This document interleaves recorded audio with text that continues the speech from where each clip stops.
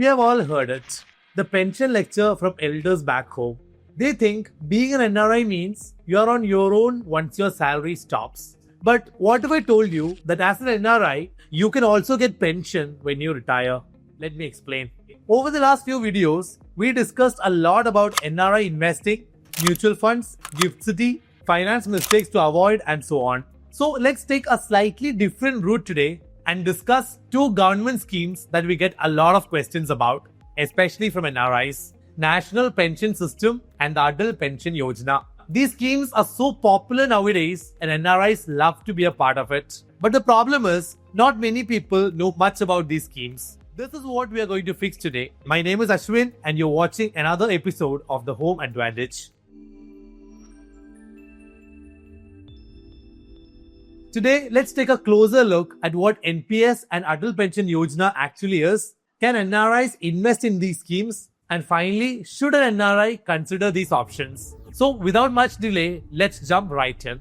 NPS, or the National Pension System, is a retirement savings scheme launched by the Government of India. It comes under the purview of PFRDA, or the Pension Fund Regulatory and Development Authority. Earlier in India, only government employees were eligible for pension. But with an increasing number of people entering the private sector, the National Pension System was expanded to include non-government employees as well. So as the name suggests, NPS gives you a regular pension when you retire. That's the whole idea.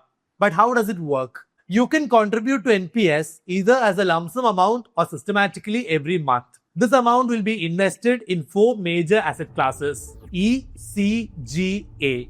E for equities, C for corporate bonds, G for government bonds, and A for alternative investments. Equities are high risk, high return investments. Corporate bonds offer moderate returns at moderate risk.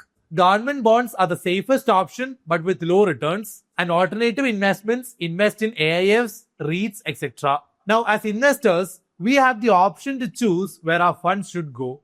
There is an option called active choice, where we can decide what percentage of the fund should go to which asset class, with a maximum of 75% allowed in equities. But if you don't want to actively manage this, you can also go for the auto choice option. Here, your money will be allocated based on your age. As you grow older, your equity allocation will come down to reduce risk. Now, how long should you stay invested?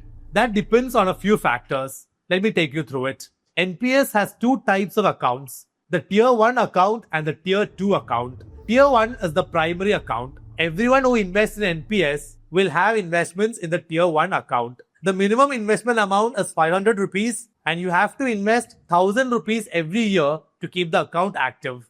Here, there is a lock-in period till you are 60. However, under specific circumstances, you are allowed to withdraw a part of this amount after completing 3 years of investments. And once you turn 60, you can withdraw 60% of the corpus, and for the remaining amount, you have to purchase an annuity plan, which means you get a consistent income during your retirement. But the biggest advantage of the Tier 1 account is the tax benefits. We can claim tax deductions on your NPS contributions up to 1.5 lakh rupees in a financial year. Now, coming to Tier 2 accounts, this is purely optional. You can open an NPS Tier 2 account only if you have a Tier 1 account.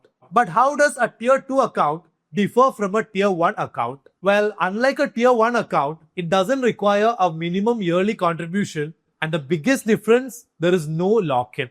You can withdraw the amount whenever you want. It's completely under your control.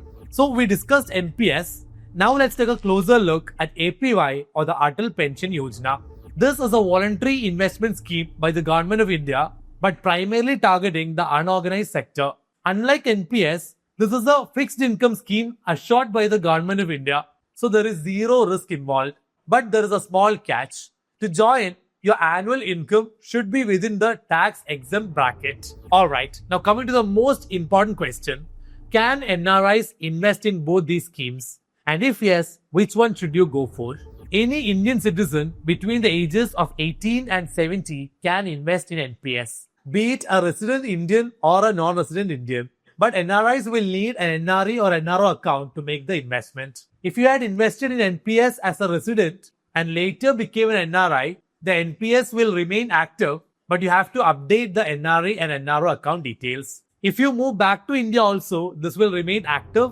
However, the moment you become a citizen of another country, your NPS account will terminate and your entire corpus will be paid out. There won't be any annuity option. So, should an NRI consider investing in NPS? Over the last decade, the equity scheme has delivered 12 to 15% returns, which is more than good. So, this is worth considering for NRIs to build a long-term retirement corpus. But always keep in mind that NPS has risks as it is linked to the stock market. At the same time, APY or the Atal Pension Yojana is not ideal for most NRIs because the primary criteria to join the scheme is that the investor should not be an income tax payee. Although NRIs live abroad, most NRIs do have some sort of income in India, like rent, dividends, etc., and they'll be filing taxes. If that is the case, you cannot be part of this scheme. Plus, the maximum pension you can get from the scheme is 5,000 rupees per month, which might not create a significant difference for NRIs. So, you can consider NPS but not APY. But how can you invest in NPS? To open an NPS account, simply visit the eNPS portal, register as an NRI, enter details like your PAN, passport number, bank account number, etc. and complete your KYC. The final step is to submit your application to the Central Records Keeping Agency within 90 days. So while NPS and APY both are pension plans, they serve very different purposes. NPS is great in terms of returns and accepts investments from NRIs, so it can be a part of your retirement planning. You can allocate 20 to 30% of your retirement fund to NPS. If you're going for the active choice, make sure to reduce the equity component as you approach your retirement. At the same time, APY excludes most NRIs as income tax payees cannot invest in it. So you can go for NPS if you think it will fit your retirement strategy. I would love to hear your thoughts in the comments. Use that home advantage to your benefit. See you in the next video.